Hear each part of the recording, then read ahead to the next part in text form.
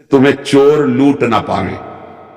काम, क्रोध, लोभ, मोह, अहंकार, मत्सरता, ये वो चोर हैं जो हमारे भजन को, हमारे पुण्य को, हमारे सत्कर्म को लूट कर हमें खाली कर देते हैं। तो उसी से हम सावधान रहे।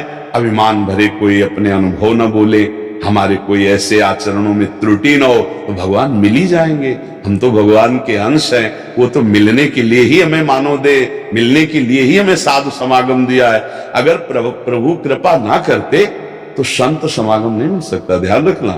हाँ, ये सुतदाराधन लक्ष्मी पापियों के घर होए, संत समागम हरि कथा तुलसी दुर्लभ। अगर संत का मिलन हो रहा, संत समाज में बैठे हो, तो भगवान ने विशेष कृपा आप पर की। अब आपका कल्याण निश्चित होना चाहिए, आपके आचरण शुद्ध होने चाहिए, आपका खान पान शुद्ध होना चाहिए, आपके विचार शुद्ध होने चाहिए। भगवान मिल जाएंगे।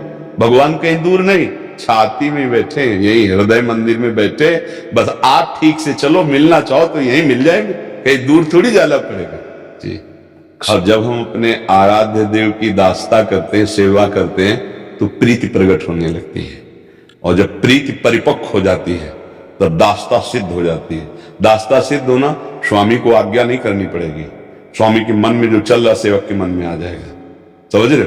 अभी हम दास्ता जब करते हैं तो आज्ञा के अनुसार करते हैं, स्वामी को सुख पहुंचाना, उनकी सेवा में रहना।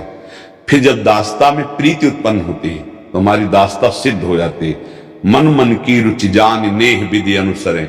मेरे गुरु के मन में क्या चल रहा है, अब गुरु के आगे की सेवा मुझे क्या करनी, पूछने की जरूरत नहीं है। उसके जिसकी दास्ता सिद्ध हो जाती है ना, जो गुरु जी का मन वह शिष्य का मन, उसके मन में स्फुरित हुआ, वो कार्य कर रहा है।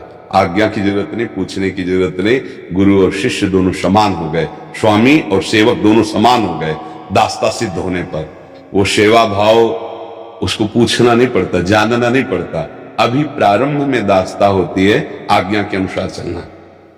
अब आज्ञा के अनुसार चलने पर स्वामी पे प्रीति होती है, और वो प्रीति जब परिपक्व अवस्था में आती है तो वो सिद्ध पुरुष हो जाता है। वो अपने स्वामी के मन की बात जानकर सेवा करता है। स्वामी की रुचि के प्रतिकूल तो हो ही नहीं सकता, और आज्ञा की जरूरत नहीं।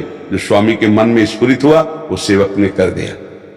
पंडित रामकृष्ण बाबा यहाँ के सिद्ध महापुरुष थे। एक बार उनकी दाढ़ दर्द कर रही थी, डॉक्टर आया, बोला महाराज जी कौन सी दाढ़ दर्द कर रही थी। उनकी सेवा में कृपा सिंधु बाबा रहते थे, उनका उनसे पूछ लो।